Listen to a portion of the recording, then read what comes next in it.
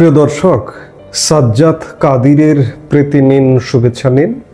এই মুহূর্তে আপনাদের সামনে কথা বলতে এসে আওয়ামী লীগ যে কোনো সময় বিপদ কাটিয়ে উঠবে, মহা বিপদে বিএনপি, এই প্রসঙ্গটা নিয়ে আপনাদের সামনে এই মুহূর্তে কথা বলবো। কথা বলবার আগে আমরা রাকসু নির্বাচনের ফলটা একটু দেখে আসতে চাই, তারপরে আলাপ করতে চাই। ইতিমধ্যে বিভিন্ন বিশ্ববিদ্যালয়, বিশেষ করে বাংলাদেশের সবচেয়ে পুরনো যে 4টি বিশ্ববিদ্যালয়, ঢাকা বিশ্ববিদ্যালয়, জাহাঙ্গীরনগর বিশ্ববিদ্যালয়, চট্টগ্রাম বিশ্ববিদ্যালয় এবং রাজশাহী বিশ্ববিদ্যালয়ে ছাত্র সংসদ নির্বাচন অনুষ্ঠান অনুষ্ঠিত হয়ে গেল। আমরা রাকসুর ফলাফলটা দেখি যে রাকসুতে কেন্দ্রীয় রাকসুর মোট পদ হচ্ছে 23টি। 23টির মধ্যে 20টিতে ছাত্র শিবির জয়ী হয়েছে, জয় পেয়েছে এবং অন্য প্যানেল থেকে 3টি পদ পেয়েছে। এর মধ্যে খুব উল্লেখযোগ্যভাবে লক্ষণীয় একটি বিষয় যে ডাকসু, জাকসু, চাকসু নির্বাচনে ছাত্রদল কোনো পদ না পেলেও রাকসুতে গিয়ে একটি পদ পেয়েছে। তাও আবার সেটি ছাত্রদল বা বিএনপির জন্য নয়, যিনি সেখানে ক্রীড়া সম্পাদক পদে প্রার্থী, যিনি এক নারী, তিনি জাতীয় ফুটবল দলের একজন খেলোয়াড়। তার জাতীয় ইমেজের কারণে তিনি ছাত্রদলের প্যানেল থেকে ভোট করে জয়ী হয়েছেন। তাহলে আপনি যদি ছাত্রদলের অর্জন চিন্তা করেন, তাহলে অর্জনের পাল্লাটা ছাত্র সংসদ নির্বাচনে একদম জিরো। এবং এই জিরো হবার ফলে দাঁড়াচ্ছে কি, ছাত্র শিবিরের জয় জয়কার অবস্থা। ছাত্র শিবিরের মূল দলকে জামাতে ইসলামী বাংলাদেশ, আর ছাত্র দলের মূল দলকে বাংলাদেশ জাতীয়তাবাদী দল বিএনপি।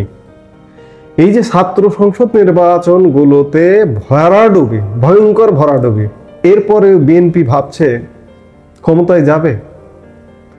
বিএনপি যদি এর পরেও ভেবে থাকে যে ক্ষমতায় যাবে, তাহলে বিএনপির জন্য আরো বিপদ, মহাবিপদ। আমি শুরুতেই বলেছিলাম যে আওয়ামী লীগ বিপদ যে কোনো মুহূর্তে কাটিয়ে উঠবে, আর বিএনপি মহা বিপদে। আমাকে যদি কেউ জিজ্ঞেস করে যে এই মুহূর্তে যে দুটি দলকে প্রধান রাজনৈতিক দল, সবচেয়ে বড় রাজনৈতিক দল, বাংলাদেশের 55 বছরে সবচেয়ে বেশি সময় দেশ পরিচালনা করা দুটো রাজনৈতিক দল আওয়ামী লীগ এবং বিএনপি, কে বেশি বিপদে? আমি বলবো বিএনপি মহা বিপদে। 10 নম্বর মহাবিপদ সংকেত তার উপরে যাচ্ছে, বিএনপির উপরে। আর আওয়ামী লীগ হ্যাঁ বিপদে আছে, কিন্তু আওয়ামী লীগের এই বিপদ যে কোনো মুহূর্তে কেটে যেতে পারে। যে কোনো মুহূর্তে আওয়ামী লীগ ইউটার্ন করে রাজনীতিতে ফুল ফেজে ফিরতে পারে, এবং ফিরলে সেটি হবে বাংলাদেশের মানুষ সেটাকে গ্রহণও করবে। কারণ গত 14-15 মাসে যে অবস্থা হয়েছে, তাতে বাংলাদেশের বেশিরভাগ মানুষ মনে করছে যে আওয়ামী লীগকেই প্রয়োজন। আরেকদিকে আওয়ামী লীগের প্রশাসন, আওয়ামী লীগের পুলিশ, আওয়ামী লীগের সেনাবাহিনী, আওয়ামী লীগের সব জায়গায় যে এই যে গত 16 বছরের কর্মের কারণে তাদের লোকজন এখনো পর্যন্ত বসে আছে। সীমিত সংখ্যক লোকের কাছে তারা জিম্মি হয়ে আছে। সেই জায়গা থেকে আওয়ামী লীগ যদি রাজনীতিতে কামব্যাক করে, এই যে গত 15 মাসের ব্যর্থতা বিএনপির উপরে যাবে, জামাতের উপরে যাবে, এনসিপির উপরে যাবে। ইউনূস সরকার তো নির্বাচন করবে না, সেই প্রভাবটা এদের উপরে পড়বে এবং আওয়ামী লীগের উপর ইতিবাচক প্রভাব পড়বে।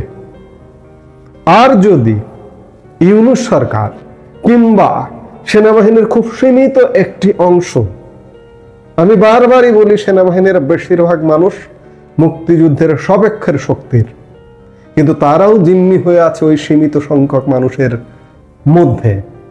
এই সীমিত সংখ্যকই আমাদের ভাগ্য নিয়ন্ত্রকের ভূমিকায় অবতীর্ণ হয়েছে, আমাদের কলকাঠি নাড়ছে। এই বিদ্যমান ব্যবস্থায় যদি ডক্টর ইউনূসের সরকার নির্বাচন করতে পারে, আওয়ামী লীগকে বাইরে রেখে জামাতকে ক্ষমতায় ওটা মসনদে বসানো, এটা একদম নিশ্চিত। কিন্তু এখানে আন্তর্জাতিক নানা রকম খেলা আছে। এই আন্তর্জাতিক খেলার কারণে রাকসু, ডাকসু, জাকসু, চাকসু নির্বাচন যেভাবে করা যাচ্ছে, জাতীয় নির্বাচনটা সেইভাবে করে জামাতকে ক্ষমতায় বসানো যাবে কিনা সেটি কিন্তু বিলিয়ন ডলারের প্রশ্ন। তবে একটি কথা বলে রাখি, জামাত কিন্তু বসে নেই। হাজার হাজার কোটি টাকা লাগিয়ে, লবিস্ট লাগিয়ে তারা কিন্তু অনেক অগ্রগামী, তারা কূটনৈতিকভাবে ম্যানেজ করবার চেষ্টা করছে। বিএনপি এখনো শিশু হয়ে বসে আছে, এমনকি ভারতকে ম্যানেজ করবার জন্য লবিস্ট পর্যন্ত লাগানোরও চেষ্টা করছে।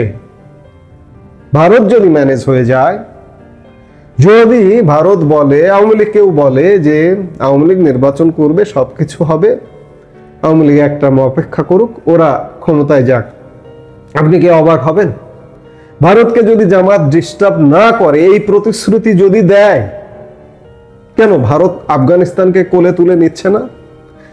পাকিস্তানকে শায়েস্তা করার জন্য আফগানিস্তানকে কোলে তুলে নিয়েছে। কদিন আগে দেখলেন না, আফগানিস্তান একটা গোড়া একটা তালিবান সরকারের পররাষ্ট্রমন্ত্রী আমির খান মুত্তাকি নয়াদিল্লি সফরে এসেছেন। এতই গোড়া, এতই উগ্র, নয়াদিল্লি সফরে এসে সাংবাদিক সম্মেলনে নারী সাংবাদিকদের নয়াদিল্লির মাটিতে প্রবেশ পর্যন্ত নিষিদ্ধ করে দিয়েছিলেন। সেই আফগানিস্তানকে কোলে তুলে নিয়েছে। মুসলিম হিন্দু বড় কথা নয়, ভারত যেটা চায়, ভারত সকলের সাথে বন্ধুত্ব, কারোর সাথে খুব সহজে, কেউ যদি খুব ডিস্টার্ব না করে, কারোর সাথে ক্যাচালে যেতে চায় না, সোজা কথা যেটি। তা আজকে যদি জামাত লবি করে ভারতকে ম্যানেজ করে ফেলতে পারে, তাহলে কি হতে পারে? জামাত ক্ষমতায়, কিন্তু সেটা আসলে হবে না, সেটা দূর কি বাত।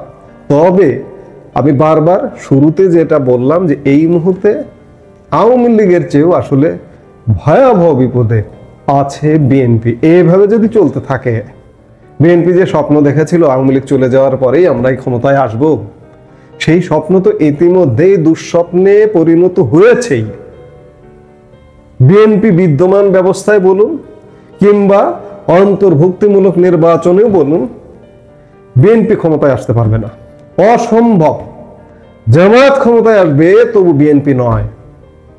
আর ওই যে বললাম যে পরিস্থিতি যে কোনো মুহূর্তে পাল্টে যাবে, পাল্টে গিয়ে আওয়ামী লীগের যে ব্রেকটা হওয়ার কথা ছিল, আমি বারবার বলি, এই কথাগুলো আমি রিপিট করব আপনাদের স্মরণ করিয়ে দেবার জন্য। আওয়ামী লীগের ব্রেকের প্রয়োজন হবে না যদি অন্তর্ভুক্তিমূলক নির্বাচনটি হয়। আবার বিশেষ কারণে দেখা যাচ্ছে বাংলাদেশি সেন্টিমেন্ট একটা খুব বড় অংশ এখনো পর্যন্ত, ইয়াং জেনারেশন বিশেষ করে জেনজি, আওয়ামী বিরোধী একটা সেন্টিমেন্ট নিয়ে কিন্তু এখনো পর্যন্ত বসে আছে। এটা রিয়েলিটি, এটা বাস্তবতা। ওই জেনজির মধ্যে আওয়ামী লীগ ঢুকতে পারেনি, এই জায়গায় ব্যর্থতা আছে। এই জেনজিকে ফলো করে যদি কেউ পরামর্শ দেয় যে আওয়ামী লীগ তোমরা এক টার্ম ব্রেক দাও, তোমরা বিরোধী দলে যাও, ঠিক আছে আমরা জামাতকে ক্ষমতায় দিয়ে দিচ্ছি, তাহলে কি হবে? তাহলেও বিএনপির ক্ষমতায় আসা হচ্ছে না। আবার যদি মনে হয় যে না আওয়ামী লীগ স্বাভাবিক নির্বাচন হবে, কোনো নির্বাচনী টেম্পারমেন্ট হবে না, আওয়ামী লীগ ক্ষমতায়। কাজেই আমি আলাপটা যেটি দিয়ে শুরু করেছিলাম যে এই যে এত এত অ্যাসিড টেস্ট হয়ে গেছে, এতগুলো ছাত্র সংসদ নির্বাচনে ছাত্রদল বা বিএনপি একটি পদও পায় না। সেই বিএনপি যদি এখনো আশা করে, স্বপ্ন দেখে যে তারা ক্ষমতায় যাবে, এটি এক প্রকার অসম্ভব। যে কয়দিন 10 পুইস্টেন্টের খবরদারিত্ব করা সম্ভব করে নিন, বালুমহাল হাট বাজারের খবরদারিত্ব করা সম্ভব করে নিন। এখন ক্ষমতায় নেই, তাও করে নিন, কিন্তু কদিন পরে ওই বালুমহাল টেম্পু স্ট্যান্ডের দখলদারিত্ব কিন্তু থাকবে না।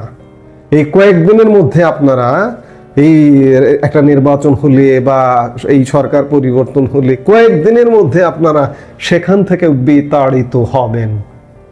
পরিস্থিতি কিন্তু তেমনটাই বলছে। এই মুহূর্তে এ পর্যন্ত, সবাই ভালো থাকুন, সুস্থ থাকুন।